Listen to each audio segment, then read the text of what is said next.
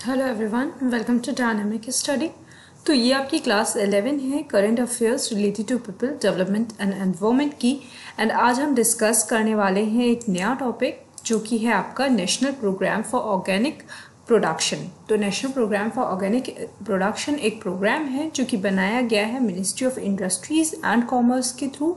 And इसमें इन्होंने एक प्रोग्राम बनाया है जिसके थ्रू वो ऑर्गेनिक प्रोडक्शन को इंक्रीज करेंगे या प्रोड्यूसर्स को असिस्ट करेंगे कि वो मार्केट में जो ऑर्गेनिक प्रोडक्शन की मांग है, जो ऑर्गेनिक प्रोडक्ट की मांग है, उस मांग को बढ़ाएं और उस मांग को फुलफिल करें। तो मतलब जो डिमांड है ऑर्गेनिक प्रोडक्ट की, उस डिमांड को फुलफिल करने के लिए वो यहाँ पे जो प्रोड्यूसर्स हैं उनको असिस्ट करेंगे और उनको हेल्प करेंगे हर तरीके से, ताकि उनको ये जो डिमांड है वो ऑर्गेनिक प्रोडक्ट की वो फुलफिल कर पाएँ। तो ये जो डिमांड है, जो ऑर्गेनिक प्रोडक्ट की डिमांड है, ये इस वक्त डोमेस्टिक एंड एक्सपोर्ट सेगमेंट दोनों ही जगह बहुत ज़्यादा तेज़ी से बढ़ रही है। तो इसलिए गवर्नमेंट ने इस चीज़ को रिकॉग्नाइज़ किया, इस चीज़ को फोकस किया और कोशिश की एक ऐसा प्रोग्राम सेटअप करने की, एक ऐसा प्रोग्राम बनाने की जिसके थ्रू मिनिस्ट्री हेल्प करे, इंडस्ट्रीज एंड कॉमर्स हेल्प करे, एक ऐसा प्रोग्राम जिसके थ्रू वो प्रोड्यूसर्स को या आप कह सकते हो फार्मर्स को हेल्प करें एंड उनको असिस्ट करें ऑर्गेनिक प्रोडक्ट को प्रोड्यूस करने के लिए और मार्केट को टैप करने के लिए। दैट मीन्स कि उस मार्केट की डिमांड को अच्छे से फुलफिल करने के लिए। नेक्स्ट अगर मैं बात करूं objectives of national programme for organic product, ये जो ऑब्जेक्टिव है, तो पहला जो पॉइंट बनता है इस स्लाइड से वो ये बनता है कि सबसे पहले ministry of industries and commerce ने ये बनाया है, ये इनिशिएटिव लिया है। तो ये आपको ध्यान रखना है कि ministry of industries and commerce ने ये इनिशिएटिव लिया है या इनिशिएट किया है national programme for organic production. तो national programme for organic production आपका आता है ministry of industries and commerce में। इसको आपको मिनिस्ट्री ऑफ एग्रीकल्चर वगैरह से नहीं जोड़ना है, इसलिए यहाँ पे आपको ये चीज़ ध्यान रखना होगा कि ये ministry of industries and commerce का पार्ट है।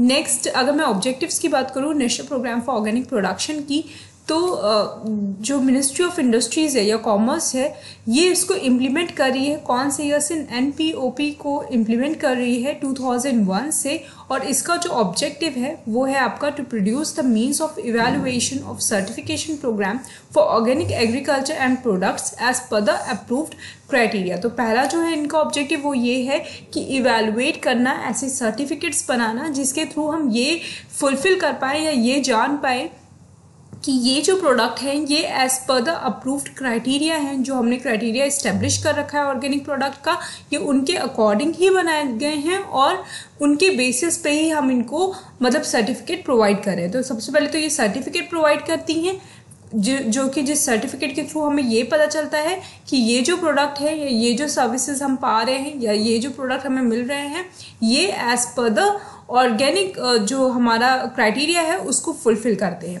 दूसरा इन्होंने बनाया है objective to accredit certification programs of certification bodies seeking accreditation. इसके अलावा जो भी प्रोग्राम बनेंगे, मतलब जो भी सर्टिफिकेशन बॉडीज होंगी, उनको भी असिस्ट करना, उनको उसके लिए सर्टिफिकेट देना कि आप सर्टिफिकेट प्रोवाइड कर सकते हो, ये भी यहाँ पे किया जाएगा या उनको एक्रेडिट किया जाएगा। मतलब जो सर्टिफिकेट हम प्रोवाइड करने वाले हैं उसके लिए हमने कुछ इंस्टीट्यूट्स को डिज़ाइन किया है या कुछ इंस्टीट्यूट्स को डिफाइन कर दिया कि आप ऐसे इंस्टीट्यूट हैं जो कि सर्टिफिकेट प्रोवाइड करोगे। अब इन इंस्टीट्यूट को कौन एक्रेडिट करेगा? तो वो भी NPOP ही करेगा, वही बताएगा कि कौन से ऐसे इंस्टीट्यूट होंगे जो ये सर्टिफिकेट प्रोवाइड करेंगे।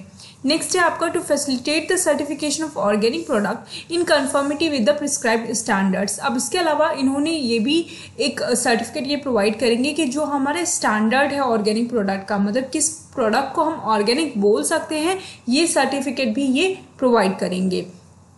To facilitate certification of organic product in conformity with the importing countries organic standard. तो ये जो पहली हमने बात करी ये हमने अपनी खुद की कंट्री के स्टैंडर्ड्स की बात करी।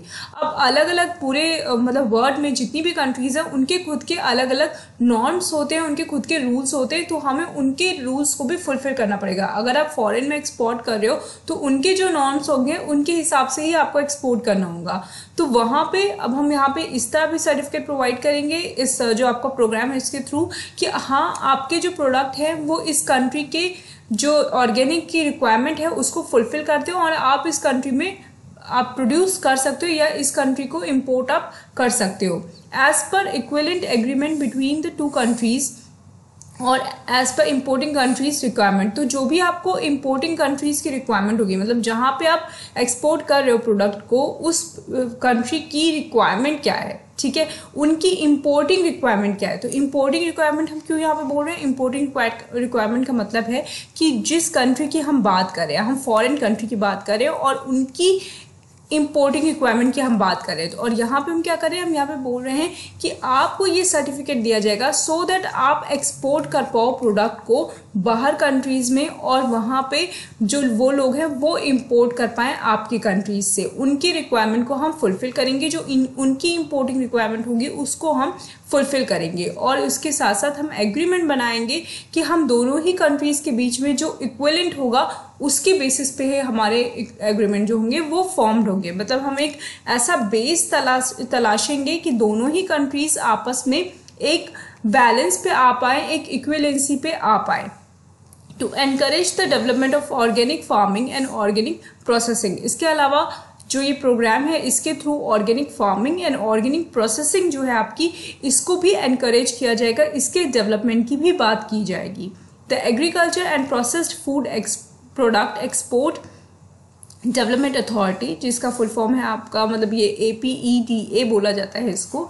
तो APEDA जो है वो इम्प्लीमेंटिंग एजेंसी है NPOP की, यही इम्प्लीमेंट करेगी इस पूरे प्रोग्राम को। और इसके अलावा APEDA जो है ये आपको असिस्टेंट प्रोवाइड करेगी एक्सपोर्टर्स को कि वो चीज़ों को या ऑर्गेनिक प्रोडक्ट को एक्सपोर्ट कर पाएँ और जो वेरियस कंपोनेंट है एक्सपोर्ट प्रमोशन स्कीम का उसके अंडर में वो एक्सपोर्ट कर पाए। ये सारी चीज़ें कौन देखेगा? ये देखेगा आपका agriculture and processed food products export development authority, जिसका नाम है APEDA। ओके, नेक्स्ट है आपका agriculture and processed food product export development authority जो है, इसका फुल फॉर्म क्या होता है और इसके बारे में हमें क्या जानना चाहिए। तो देखिए APEDA जो है वो इस्टेब्लिश की गई थी गवर्नमेंट ऑफ इंडिया के द्वारा और ये किसमें इस्टेब्लिश की गई है?